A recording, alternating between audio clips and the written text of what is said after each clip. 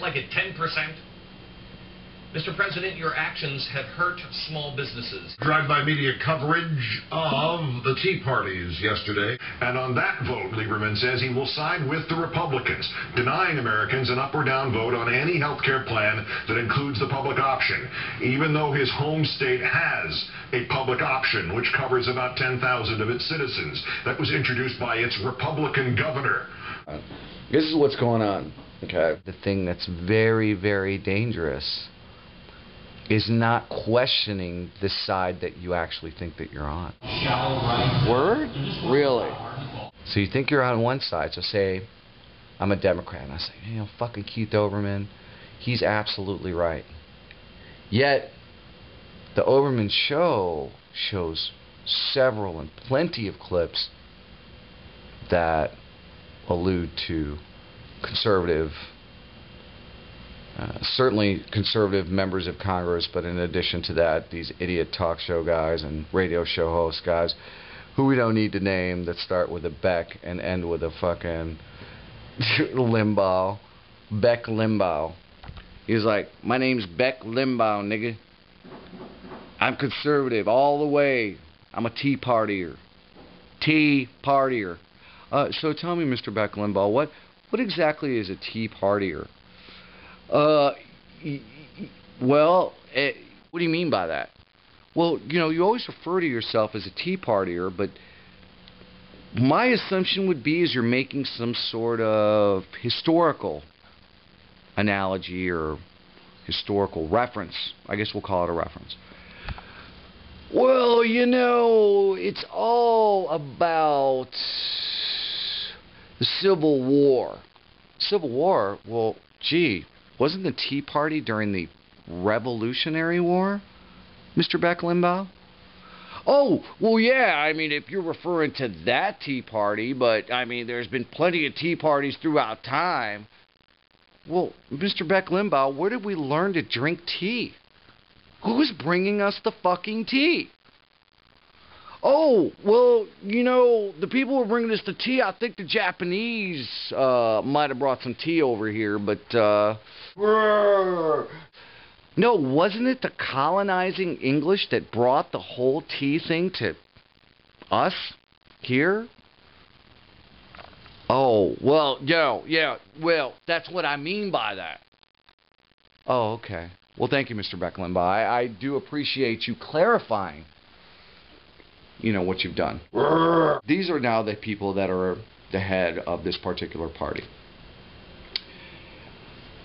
Fortunately for those of us who probably have a mantra that's more geared towards maybe an intellectualism, that is the whole point, is that they are the exact opposite of this. But that's the great thing about it, is although Olbermann's given him a lot of airtime, it's exactly about this. They still make themselves out to look like idiots. Let them come out and do that. We want to get it all filtered out.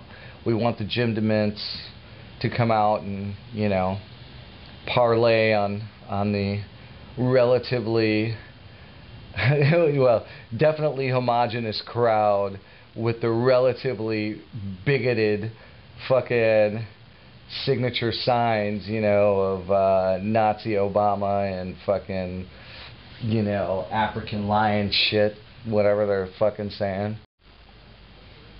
But then you have to question, how educated is the populace? Thus question the amount of airtime that you give to idiots. There it is. That's the whole point, is that you do pick and choose. I mean, every day, I mean, no one's going to ask you to be benevolent. Certainly no one's going to force you to be malevolent. But you could be in any case, and that's part of the free choice or free, you know, free imagination that we have. You know, there's several brilliant people, but as I've said before, there's, you know, there's no fences in the brilliant man's yard. You know, dude doesn't have any fences. Okay? Because he's thinking way beyond the box, bringing back obscurity. It's probably some sort of obscure, you know, the obscure nonsense is what we got to bring to the fucking fray. You know what I'm talking about? You know what I'm talking about? Don't watch television and make movies. Feel me? Well, fuck that. If I'm the abominable snowman, I will eat your red-nosed reindeer ass. When you come from back in the day where people were actually fucking spitting on their motherfucking backs, getting up and spitting fucking verb, versus now I gotta hear T.I. in his motherfucking duet, jail time. Negative.